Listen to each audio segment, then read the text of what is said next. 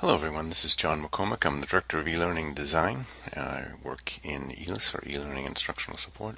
This is the third video in the series called Blended Teaching and Learning Strategies for 8-Week Face-to-Face Courses. This is originally delivered and intended for those instructors from Leslie teaching at Bunker Hill Community College 8-week face-to-face courses that meet once a week. And the intention is to talk about how the online environment might be used and integrated. So this was the three-part agenda for the videos. We're in the part 3, strategies for using the online environment. These are 3 things we're going to be talking about. Just-in-time teaching is a blended strategy we'll be talking about in detail, some detail. Then some general tips and strategies for blending online, and also looking at some technology tools as well. So just-in-time teaching is as I said, a blended teaching strategy that has 2 basic steps. First, before class, online, in the online environment, 2 things can happen. Sometimes some type of online activity, often it's an online questions that are given to students, problem sets, so on. So students do something in the online activity, and the instructor uses the information from that, the understanding that they think students have or don't have, the answers to their questions, and so forth, to design the classroom activities during class. So they use that online activity to inform the design of the next face-to-face class. Frequently, what seems to be happening in examples I see of this is that the instructors are looking at the knowledge of students about certain content before they really get into it in too much detail. So you can see there's a feedback loop happening here from the before class activity into the during the class. So there's the two basic steps to sketch them out in a little bit more detail. Developing that set of web-based questions or other activity for students to answer online prior to the next class, and then using those responses to create some kind of meaningful in-class learning activity. So you'd be adjusting your face-to-face class somewhat. In the parentheses below are some examples of the types of things you might do, creating that feedback loop, and the online activities directing the in-class work. So this example I'm going to be showing shows the first part. I think is it's an economics class, a college economics class, intro to economics. The first thing he'd do. So this creates that feedback loop where the out-of-class or online activities help direct and to design that in-class work. So the example below is from an economics class, Introduction to Economics, and you see the professor from Carleton College. This is a video freely available out there on the internet. He's explaining that he uses a set of problems for the first part. Number 1, the activity that students do online. He then uses peer instruction in the online, in the face-to-face part of the class. You'll see that in detail here.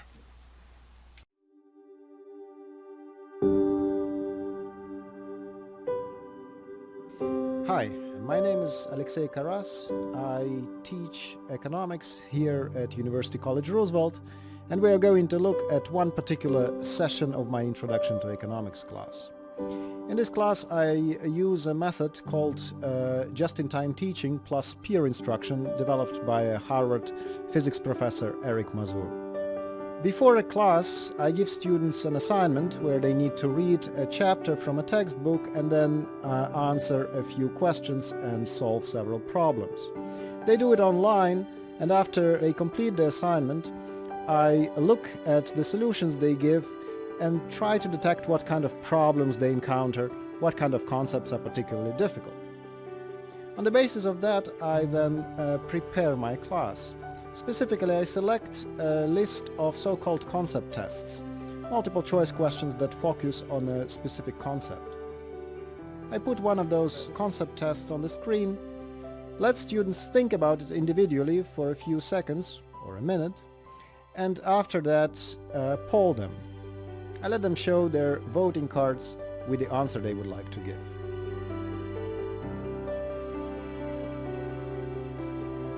On the basis of the distribution of answers, I can then either go on and explain the concept myself, or if the distribution of answers is somewhere between 30 and 70%, then I let students talk to each other and try to convince their partner of their own answer. The benefit of this teaching method, well, for starters, students are engaged in their learning process. In particular, those who know the right answer, they have the chance to explain it to their peer. And we all know that explaining something to someone is the best way to understand it yourself. On the other hand, the person who is on the receiving end is typically able to hear a different explanation, different from an explanation that an instructor gives. And that's typically benefits students' understanding too, because an instructor is an expert. His mind works differently from a mind of a novice. And when it's a novice-to-novice explanation, chances are much higher that the right problems will be addressed.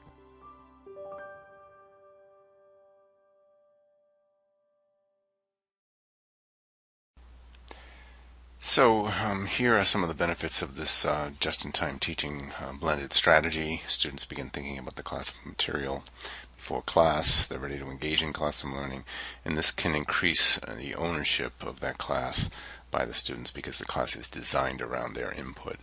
I posted below some of the principles of learning supported that if you watch the first video were talked about there. Some of the details in the process here are if you are using those questions, they're generally open-ended questions and require students to do something, and they mention here some of the things they ask them to do. And here again is some more detail around some of the details around the process of just-in-time teaching. I won't go into the detail here. I just added these slides so they're useful for someone to look at later. I'll leave them on the screen for a second here. So a little more detail than what I just talked about, and then even further if you're using web-based questions and not another kind of activity, this details how you might think about and craft the kinds of questions that they're talking about. And there's some links at the end of this video that you can use to go find out more information, examples from different subject matters, and so on. So going to some general strategies in 3 different chunks before the course starts, early in the course and during the course. I have some things here I'd like to show you. So before the course begins, some general strategies one is to organize the online environment by weeks, and I'll just click over here to an example. You would put modules or weeks here. You would put a weekly module, a folder for each one, and within that module you would put some of the content in a chronological order that the students would have to use. So that's typically the way that students would see material in a face-to-face class. You would sort of dole out the material as they need it. So that's why there's the recommendation there to organize the content by weeks. That's what students will typically see in an online course if they work with anyone in instructional design, and I've worked at 3 universities and they've all divided up the content that way. Second is help the student manage their learning.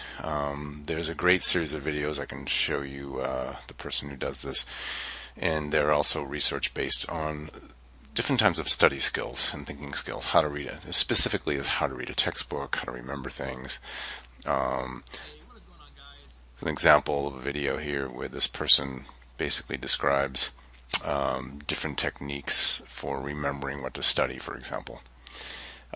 Spaced learning is one of the things he talks about, for example. This is a study skills inventory where a student can, in the beginning of a class, before a class, can decide what their strengths and weaknesses are in terms of study skills. So things like that can be done. And additional scaffolding can be built into a course design, for example, rubrics or criteria for assignments, and an example here of a rubric for a discussion. And if you look at this closely, you can share this with folks.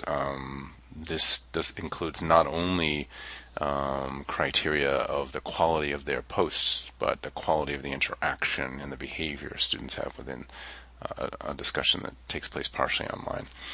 The other things listed here that could be used for scaffolding that could be built into a course before it begins. Excuse me. So during the first weeks, you could assess students' prior knowledge at the beginning of a class and their misconceptions, perhaps, using quizzes, self-rating, mini assignments. That could be helpful in knowing how to set up your class in the beginning. Again, helping students manage their learning. This can happen throughout the course, so I'm mentioning this on each of these 3 slides. That same person, his name's Thomas Frank, has free videos out there on the internet, little 5 and 10 minute chunks. He has a video on how to start the semester the right way, what you should do. There's one, Study Less, Study Smart, where he takes an hour-long lecture from an expert in learning, an academic, and he condenses it down to about 10 minutes or less and describes to students how to do that. Again, using additional scaffolding. I think these 2 things are sort of underutilized and important. So the instructor discussing the nature of knowledge in your discipline or your subject area can be important, giving students context for the content. In modeling and or deconstructing expert thinking and performance, another thing I think underutilized. I want to show just screenshots of a couple of examples here. Let's see if I can find it. Here's 1 or 2, excuse me. This one here is a voiceover video of an instructor who is teaching the neuroscience of mindfulness, and one of the outcomes of this course is to be able to be scientifically literate and be able to read a scientific paper. So she takes about 5 or 6, 7 minutes here and actually scrolls through a scientific article and shows the students how to read it and how to think about reading that. Another video here is this is actually done in a tool called VoiceThread. This is in a typography class and user experience design course, where the instructor here is showing an example of how to think through an assignment, or an example that is like an assignment that they have to do soon. So they're showing their expert thinking, how they approach the problem, and so on. You can see, I'll just scroll ahead, that she actually goes through a piece of text and shows many iterations and how she thinks through the changing of the structure of that. It's very specific to this course, and the thinking is very specific. So, coming back to this slide, excuse me. And then finally, and I think this is another thing that's underutilized to some degree, is addressing negative or incorrect beliefs about learning. So if you've heard about growth mindset, for example, students often don't have this mindset. They have a fixed mindset. So growth mindset is the idea that you can learn or become smarter in a way by hard work, by effort, by studying hard. And the fixed mindset is the mindset that is exemplified in statements like, I'm not creative, I'm not good at writing, I'm bad at math, this kind of thing. So this is something that started in the K-12 arena. Carol Dweck from Harvard started work on this and wrote some books on it, and it's now spread into the adult world, and it's becoming understood that this has an impact, and that adults can change their mindset even at an older age. And then the idea of imparting knowledge versus the construction of knowledge. So if we talk about the role of lecture, for example, students often are traditional in their thinking too about how they learn, and they want to hear lectures because they're used to hearing lectures, versus that sort of effortful construction of knowledge that it takes to really put together understanding of concepts and so on. And then just generally the effort and time required, the effort and time that is required of college work. Students don't understand that very often. And my final slide on this is strategies that can be used during the course, using interaction or dialogue, for example, in constructive learning. So activating or prompting prior knowledge, promoting connections. This can happen pre-class or in class. This can happen via discussion or another activity. And having students use newly learned information in the class, actually apply learning in the class. Again, incorporating advice on how to study. And the last 2 we haven't talked about yet. Having students share work publicly can be both motivating and can add accountability. And considering the online environment to manage the need for rapid feedback in these 8-week courses. So if you have to wait a week to give feedback, that might not be the best way. And some of the tools in the online environment can assist in that. This is something I grabbed off of an interesting and kind of useful web page. I won't go through all this. I underlined some of the useful tips I thought for designing time-intensive courses. Planning the entire course in advance can help. Including frequent short assignments can help. And then you'll have to deal with that sort of a quick feedback loop, of course. Varying the pace and frequency. Varying the pace and frequently changing classroom activities with different kinds of activities, maintains focus and energy. providing study aids. We talked about this in a sense, but actually providing study guides, lecture notes, an example, can be helpful. So finally, tools, kind of briefly here. If you're not familiar with these, you might stay here for a minute on this slide. The announcements tool in Blackboard, or MyLeslie, it's often called, is kind of the front of the classroom, analogous to the front of the face-to-face classroom. It's the front of the online classroom. This is a useful tool for whole class communication, and it doesn't only have to be text-based. You can integrate other multimedia tools in order to communicate through the announcements tool. The assignment tool is for private submission and or feedback of file-based assignments, so an Excel file, a Word file, and so on, something that large. The assignment tool can be used without downloading papers. You can actually grade, mark up papers, give feedback without downloading the papers at all. The journal is a private student or instructor tool for communications. This would be something that's less than a file usually, although you can attach files. It would be maybe a 500 or worse, a 500 or less word posting to each other, so something short. The discussion board is well known. I'll mention that it does have a feature that can be useful, that students, you can actually have it so students cannot see others post until they post. That's not typical of a face-to-face discussion. If you think about how discussions work, people already heard what everyone else said, but it could be used in certain targeted ways. Blogs can be set up as course, individual student blogs. They can be used as a discussion tool. I won't go into detail about those, but they can be used for discussions if you don't want a full-on discussion tool. Kaltura and CaptureSpace Lite. CaptureSpace Lite is a subcategory of the tool set called Kaltura, where you can use recorded, as I'm doing here, voice, desktop, or camera videos. So that can be used for mini lectures that you want to deliver online. It can be used to give feedback, and you can use voice recording of the desktop or your camera video, any of these. Usually voice and the desktop, as I'm doing here, is what people use. And finally, VoiceThread can be also used. It can be used also as CaptureSpace Lite can be used for mini lecture. It can be used, though, also for interaction around visuals, slides, or video, any of these things. And I'll show you an example of interaction around slides. This here is an introductory activity in a professional development seminar to teach people how to teach online, essentially. So we have posted these questions in one slide. You can see people over here are using video, and they're using text, and they're using voice to talk to each other and to post to this discussion area. So it's a recorded, asynchronous discussion, essentially. And that's an introductory activity. So this is something you might think about going forward. This is the end of this. It's what strategies might you consider attempting that you've seen here in these videos? How can you adapt these for your context? And then what steps do you need to take in order to be ready to make these adjustments with the time that you have going forward? If you want to look at some guiding questions, the next slide has some questions laid out that might help you think through these issues.